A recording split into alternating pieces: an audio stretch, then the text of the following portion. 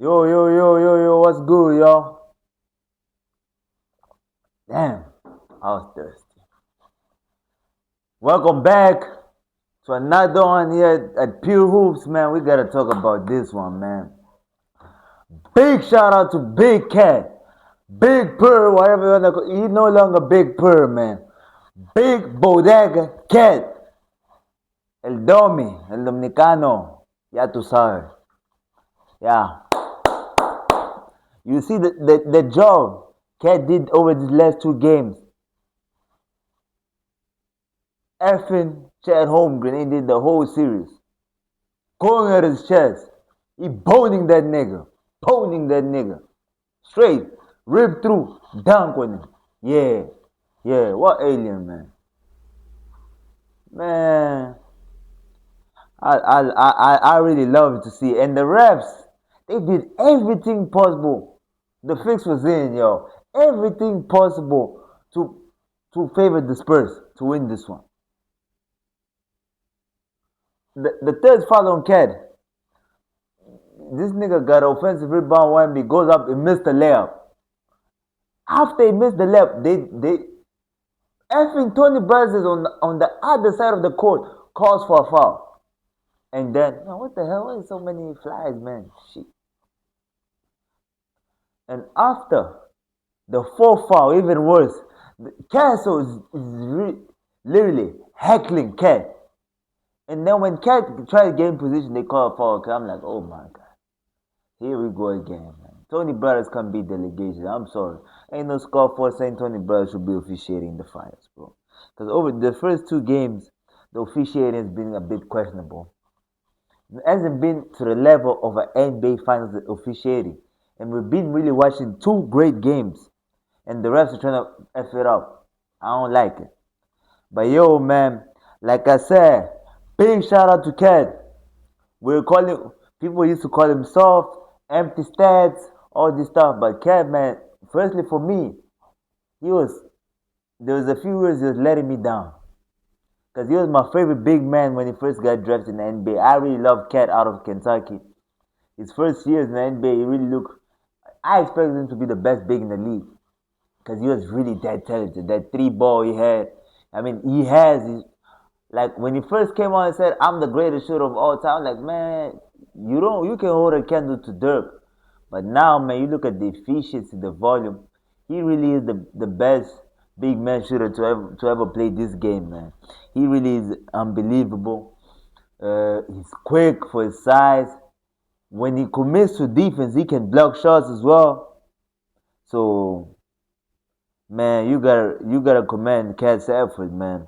And one thing about Cat you can never say, he's always gonna give you 11, 12 rebounds again. His rebounding is impressive. Always. Always. He's a double machine. He attacks the offensive glass strong. He had three offensive rebounds. He doesn't give you a lot of turnovers, which is good.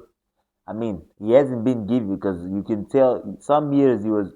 Last year, for example, the turnovers and the fouls were a problem.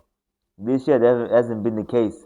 He's giving you 4 or 5 assists, 5 assists per game this playoffs, averaging 17 points per game, 10 rebounds. He sacrifices points.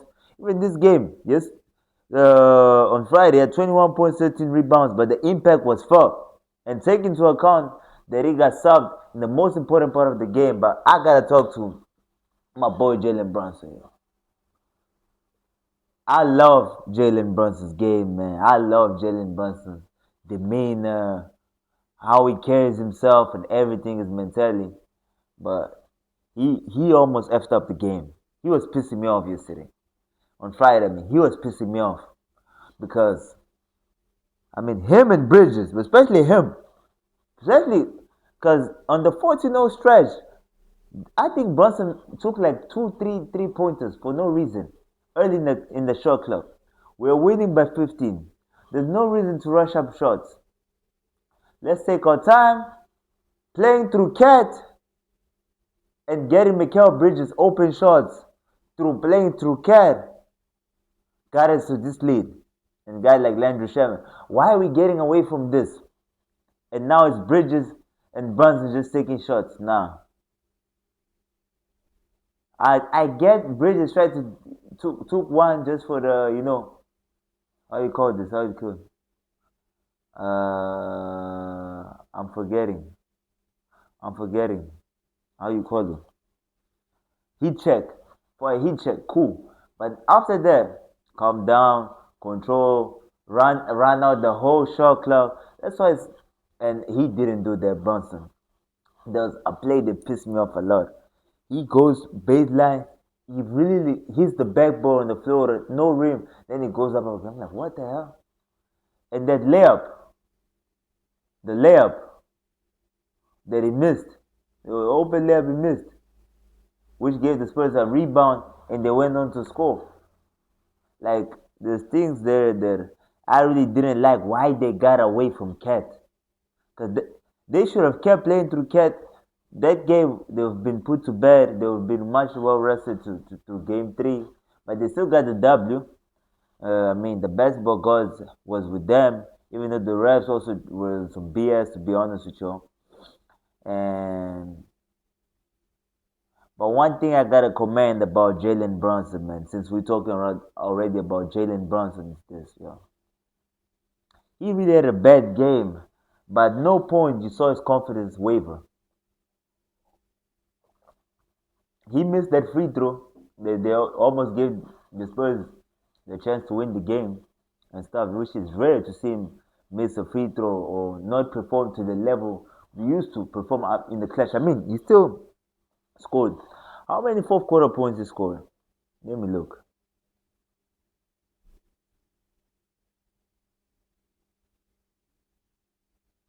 Let's go to the fourth quarter. Yeah, the place. Cause I'm on. I got league pass. I don't mean to flex on your niggas. So let's fourth quarter. Let's talk about. So Bronson. So that's the stretch I'm talking about. Bronson missed 3-point jump shot. It's 87. Nah. When they went up 14. Let's start from when they went up 14. Then, okay. Okay. So 97-83. 6 minutes left. Shot clock violation. Okay. McBride turnaround jump shot, which was a tough shot. Bridges 3-point pull up jump shot. Tough shot. The Spurs got a rebound. And that's the thing people don't understand about basketball. When you take a bad shot, especially a jump shot, a 3-pointer, you give the other team the opportunity to get a long rebound and go for a fast break. And that's what happened. Finger roll and one, I think. And then Bronson cuts in finger roll. Wemby blocked. Okay. Bronson pull up jump shot. I didn't understand that pull up jump shot. Why? Taking into consideration he didn't have it going. Still, Bridges stole the ball. Bad pass again from the Spurs guard.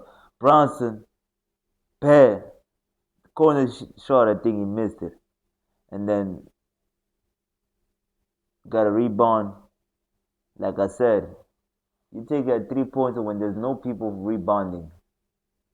It's like on early on the shot clock, it's easy for them to get a rebound and counter attack, and that's what happened. And those are things. I mean, those are basic things. Obviously, then he made that cutting layup, which is the Spurs defense was caught sleeping, reverse layup under the rim, and but yeah, I didn't like the way the Knicks executed in the clutch. I didn't.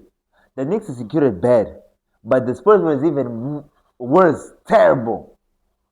But because Brunson still made the fadeaway jumper, like, even though he missed that free throw, he still. I mean, but the free throw you can't blame him because it was 104, 104. He created the steal, the turnover. He created. He got the steal. They fouled him. But shout out to Jalen Brunson though. In the fourth quarter, he gave what? 7 points. I mean 7, 9 points, 7, 9 points, something like that. And he only had 20. and he gave you 9 points in the fourth quarter. I mean, you were still that's a lot. That's still clutch. That's impressive. To score 9 points in a quarter, that's hard. So shout out to Bronson. The guts to take that shot on Champagne. It's okay. This is the easiest defender I might have the whole night. I gotta go at him. Went at him tough, step back, one leg like a la Dirk Nowitzki. Made me remember this dude actually played with Dirk Nowitzki back in Dallas. But that was actually a great jump shot. Great jump shot. And yeah, from Jalen Brunson, man, that's the only thing I gotta say. That yo, he, and I know he's not being selfish because people say he's selfish. He wants all the shot. He's not taking a lot of shots because of that. That's the way he plays. But at the same time, he's one of those dudes. He's a Kobe Bryant type of mentality guy that I'm gonna do whatever it takes to win. And if I'm in a slump, I'm gonna keep shooting my way out of it. And I don't, I don't think he's gonna play bad again. 'Cause I mean, I wouldn't call it playing bad. Cause he still gave you 5 assists, 5 rebounds. He got 5 steals, 20 points. I mean, he was clutch. So even though he had moments where he sold, but I think he can play better than this, and he has to play better than this. Cause I don't think the Spurs are also gonna play worse than they've been playing these first 2 games. I mean, game one the Spurs kind of played well, but game two, I mean, nah, they haven't really played that well. So I think the Spurs are gonna up a level now because the pressure is not on the Spurs anymore. The pressure is on the Knicks to close that out at home. 2 games. Donald Trump is even coming to game three. All of that. So gotta be clinical. Take care of the ball, possession, time. You see what got the Knicks up 14. They have to stay there. And so yeah, and expect Jalen Brunson to be better than that. And yeah, now let's talk about Bridges. He looked like Brooklyn Bridges. Man, if he keep playing like this, I'm not talking about no more 5 picks, all that. I have to apologize once again. I'm a man enough to apologize once again to Mikael Bridges. Mr. Bridges, Mr. Reliable. In 8 years hasn't missed an NBA game yet. Let me not get jinxed. In 8 seasons. Durable, reliable. If you need a defender, he's gonna play 82 games. Plus the playoffs. Play plus 40 minutes a game. Dude doesn't get tired. Knockdown shooter. 4 for 6. Elite mid-range scorer. Highly efficient. Mikael Bridges. Can still give you some playmaking. Because he got 6 assists. 6 rebounds. Come on, man. 6'6". 7 foot something wingspan. Man. Great.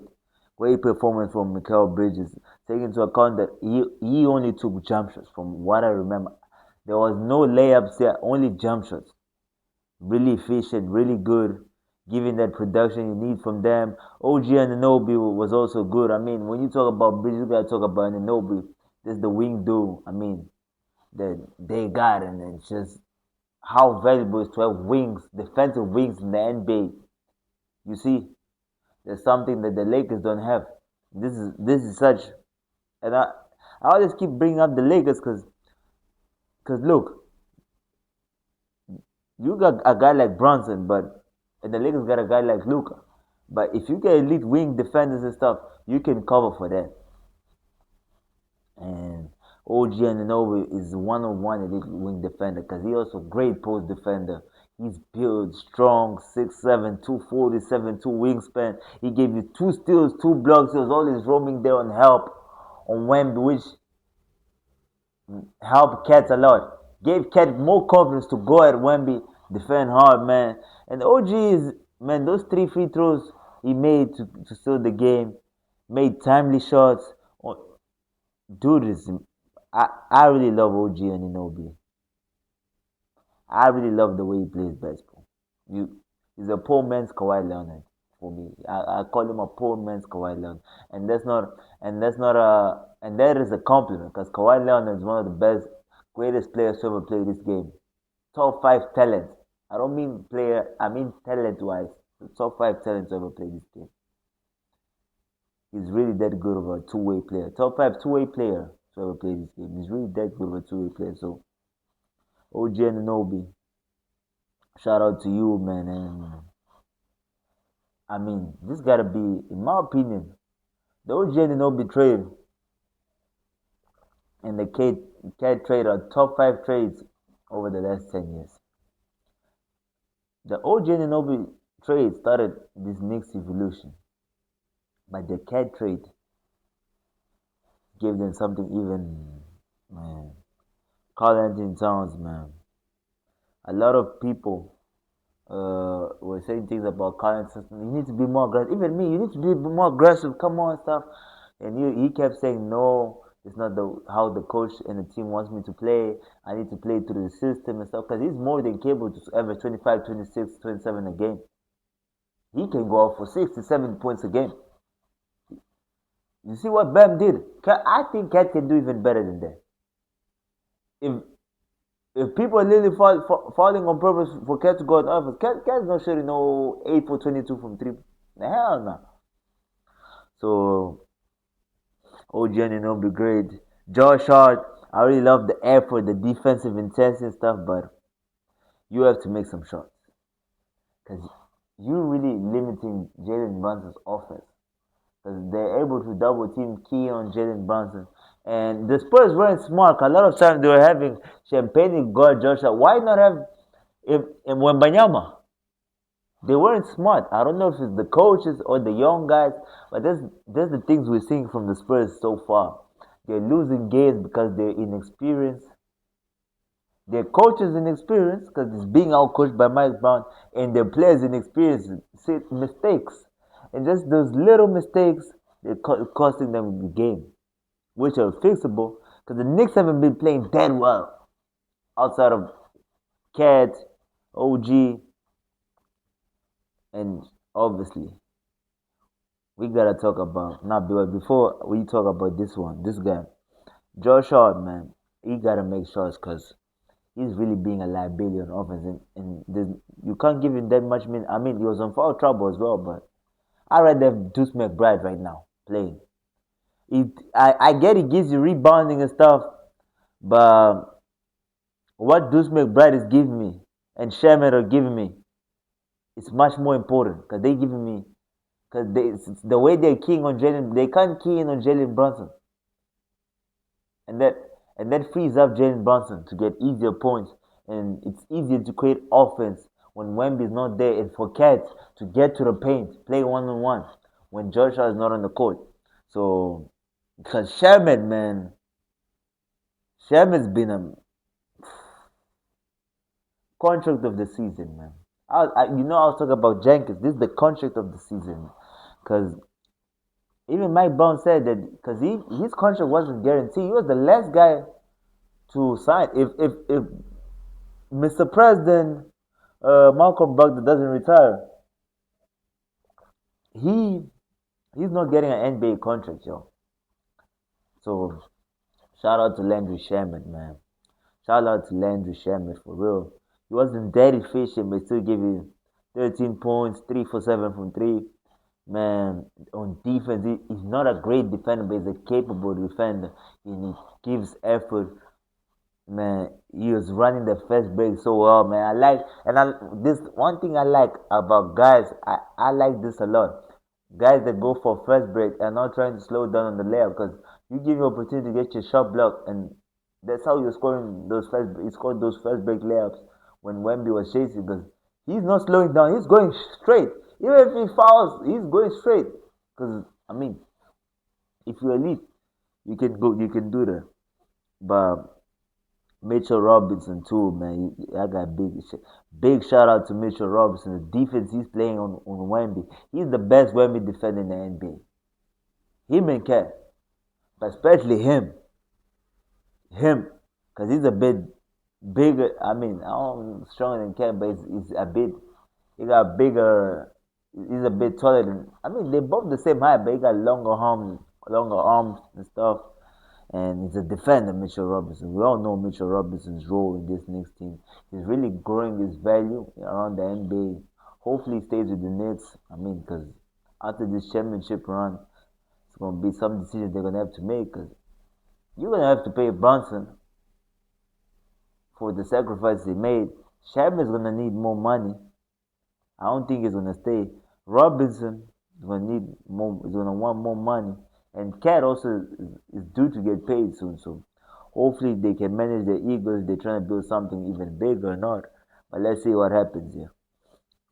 But yeah, and one guy I gotta talk about when the Knicks were struggling with pace and stuff. When Bronson went out, Cat went out, and when everyone expected them to the Knicks to blow it, and the bench mob came and gave them a 7 point lead. It was Jose Alvarado, Deuce McBride, Landry Shaman, Mitchell Robinson. The only starter there was Nicole was Bridges. And big shout out to Jose Alvarado. They were pressuring. That's the importance of having a good point guard. They can control pace, manage game, time, and that's one thing. Hopefully, in this NBA draft, now people are gonna realize the value of Darius Acuff and why he should be a top five pick. Because you see how much is needed point guards in this situation. Alvarado comes in off the bench, controlling the pace. He knows when to play fast, knows when to slow it down. He plays great defense. He's not scared of getting to the rim, and he knows for my young guys very important for first for small guys like I'm a small guy. And man, shout out to my coach. He'd been having. He used to always tell me that like yo, I like going to the rim. He's like nah. 'Cause in high school I used to be a floater guy, but then now I changed. Like nah, you gotta do floater, scoop shots. I'd be like man, but if I can get to the rim, because obviously with age I jump a little higher now, so I'm trying to go to the rim and a bit faster. Be like nah. In the league we play, you gotta do more floaters and stuff. He always like told me like every coach has told me like the importance of points that manage the game, time, score, like and you seen in this playoff. That's the most important position in basketball by far. A point guard and a coach can have a bad game, and that's what happened to the Spurs. Because Stephon Curry and Mitch Johnson had a bad game. That's why they lost. A point guard and a coach can never have a bad game the same day. Especially if the point guard is one of the best players. Now that's a big problem. Because listen, yo, as much as Steph Castle is giving you on defense and stuff, he can shoot 5 for 14 and have 14 points. 4 assists, but 4 turnovers. And dude got injured trying to draw a silly foul. One thing he also needs to stop, and I spoke about against Caruso, when they foul him hard and he gets mad and then he goes miss free throws. And that's what happened. When Alvarado fouled him hard, he missed 2 free throws. He needs to control his emotions better. He's a very passionate player. I love the way he plays basketball. But stop drawing fouls. Start being indecisive when you get to the paint. If you're gonna shoot, shoot. Don't get to the air then pass the ball to Wemby or force a lob. If you're gonna pass, pass. Take decisions early. As a point guard, you have to think first in your teammates, and you really have to be comfortable with taking decisions quick and owning up your mistakes. So that's what we need from Stephon Castle. But at the end of the day, De'Aaron Fox should also need to stop being indecisive. Because there was a time he made Wemby get a moving screen because he comes off the peak, he splits, he step backs, he pump fake. I don't know why would pump fake an open shot and not shoot. Like from De'Aaron Fox, you need to stop trying to sacrifice, dude, and try to fit in. Make them fit into your game. You gotta play your game, bro. Because when you're being aggressive and stuff, Browns, they can't guard you. You shot 8 for 12. You're really efficient. Brunson can't guard you. You're going at him. Especially after the head to head. Your head. No, Paul, that was crazy head to head. But like that little moment, altercation, whatever. And shout out to Rick Brunson, man. The dad said, like, nah, you ain't tough, man. What? You ain't tough. The dad in him came out, but I really like Rick Brunson the way he carries himself, and that we need more fathers like that. especially in this generation. Because now in sports, there's a lot of yes men and stuff. And we need more fathers like Rick Brunson that can hold their sons accountable. You see the way Jalen Brunson is very disciplined, very methodical. Killer. No emotions. None of this make a big shot. Yeah, man. No, make a big shot. Okay. Next possession. Job not finished. Serious. You won't see a smile, nothing out of him. The NFL tried to get into his head. You saw him, you just looked at him. He ain't say nothing. The person that spoke was Pops. People say like you ain't tough, you ain't gonna do nothing. Cause Rick Brunson, we know how he is. You know how players talk about his coaching. He's not one shying away from no confrontation. He says that I'll whoop a ninja. You know what? If you try to bull jive with me, yeah. But going back to Darren Fox, you need to be more assertive in your decisions. A lot of your turnovers is because you coming off the screen and you hesitating. I mean, take the shot if it's there. Don't try to look for Wemby, force a pass that's not there, or try to kick out. And him and Castle are doing this a lot. And Dylan Harper, man, but shout out Dylan Harper. He's playing really well off the bench. He gave you 15 points. I mean, he played more minutes than Castle did, and I can't be upset because he played great defense on Jalen Brunson. He was getting the first break. He was, like I say, he was attacking Brunson every opportunity. He was attacking, bullying him to the rim, literally. But he really needs to get a jump shot this offseason because he has a good mid-range shot, but that's what you call this 3-point shot because his shot has no arc. It's very flat. He really needs to work on that. I don't know, maybe use his legs more, whatever. But that's something he definitely needs to work on. But great game from him. And the turnovers for him also were a bit of. I mean, he didn't have a lot. They had these two turnovers in crucial times. I'm like, no. Not every time he has to attack the rim hard. Sometimes you gotta slow down and make the right, make a pass and stuff. But I like the fact that he's always so aggressive. He gets the ball, trying to attack the rim, create an advantage, and he's very good at it. And he's strong, yo. That dunk, he dunked on someone, I don't know who. I'm like, what? He's strong, yo. When he gets to the rim and he puts his head down in his shoulder, strong. One of the best drivers in the NBA already, for real. I really like Devin Vassell today. Great defense. He made his shots. He was better than last game. He gave you 14 points. You can't really ask more from him. Champagne didn't give you much. He started with 2, 3 points and then he just cooled off. I mean, he didn't get the ball a lot as well. But let's talk lastly about Victor Wembanyama. And that other than that, the Spurs bench got to do better because they're getting outplayed right now by the Knicks bench. They scored 18 points. KJ ain't give nothing. Cornette nothing. Carl Bryant just heckling Jalen Brunson. Not doing nothing. Honestly, for me, it's not defense for me. I mean, I know you try to be physical, but be smart as well. Don't just be heckling people for no reason. So, and the Knicks bench scored what? 27. It's not like they scored that much, but it was better than the Spurs bench. Because the only person right now from the Spurs bench that's producing is goddamn Dylan Harper. But we gotta see more from him. We have to see better from Wemby. You can't take 5 shots in the first quarter, in the first half. 6 points, 5 shots. No. And this over reliance on the jump shot has to stop. His cutoff should be 4 to 5 threes. I'm being serious. And try to get to the rim. The free throws, I don't expect him to miss this many free throws again. Shoot 5 for 8 because he's a damn near 90% free throw shooter. But he's not like he had an efficient game, but he's not being aggressive from the beginning.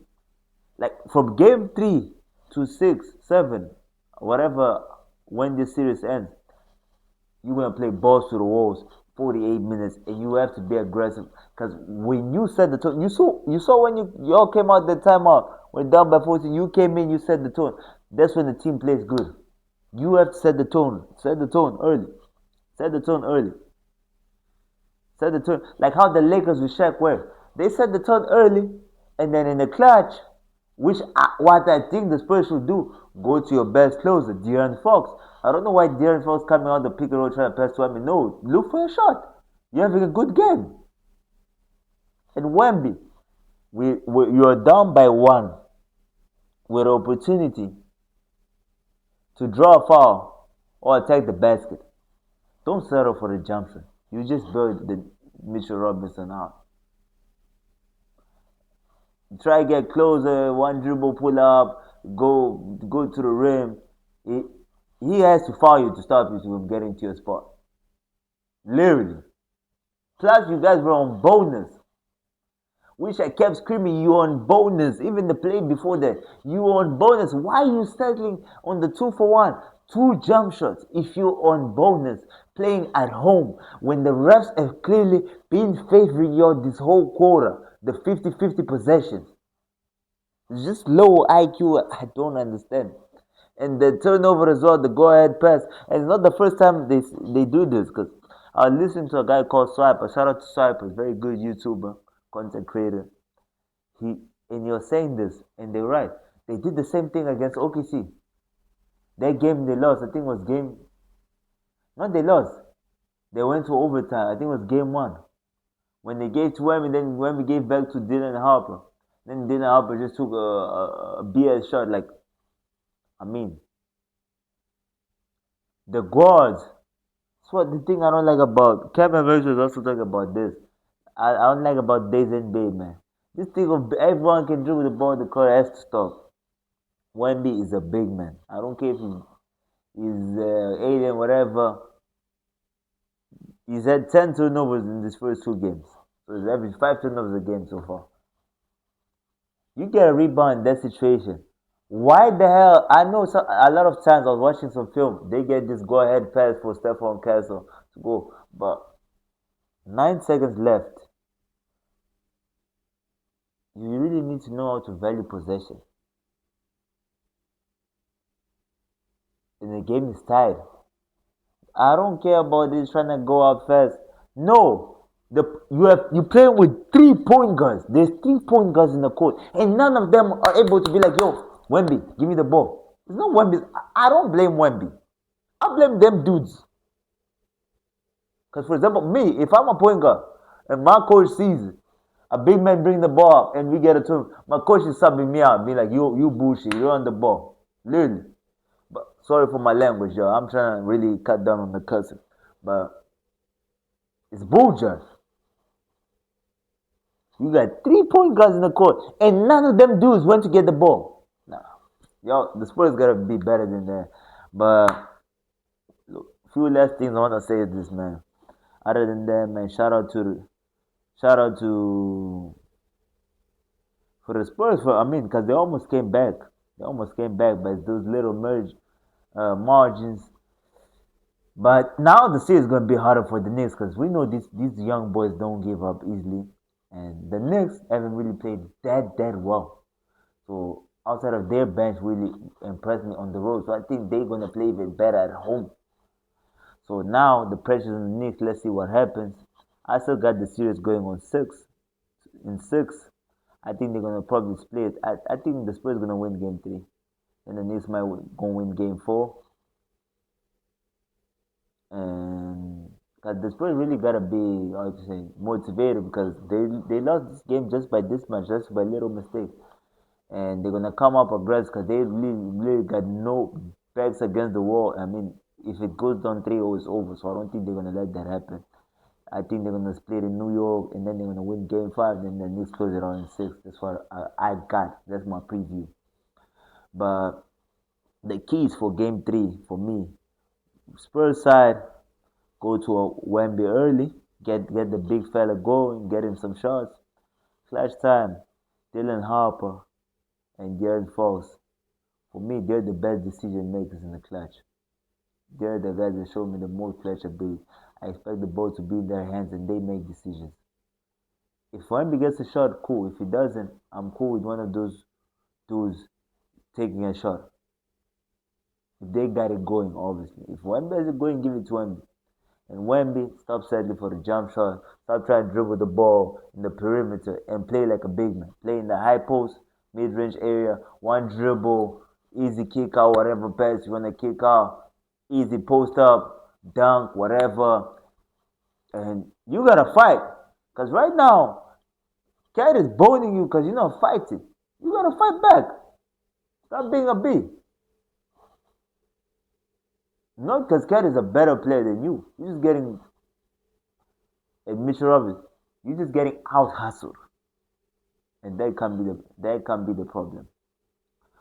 For Stephon Castle, stop and De'Aaron Fox, stop being take decisions early and commit to it. And if you miss, you miss. If you turn over, you turn over. But it's better than commit those stupid turnovers where you in the air you do a silly pass and easy fast break layup and things of that nature, or you take too long and now your big man is getting a moving screen because you're not coming off the screen. Decide on what to do. So take split second decisions, and yeah, that's for me. That's what I gotta say for the Spurs, and the bench gotta do better. The bench has to do better. They have to do better. And I don't understand why they give you a lot of Harrison Barnes a lot of minutes when you got guys like Lindsey Ward and stuff. I think they're really good players. But for the Knicks, Jalen Brunson has to play better. Let the game come to him more. Stop forcing so much because you almost messed up this game. Forcing so much. I really like Mikael Bridges and we keep doing your own thing. And Cat, I ain't nothing else to say. The only thing for the Knicks I had to say is that Brunson, let the game come to you more.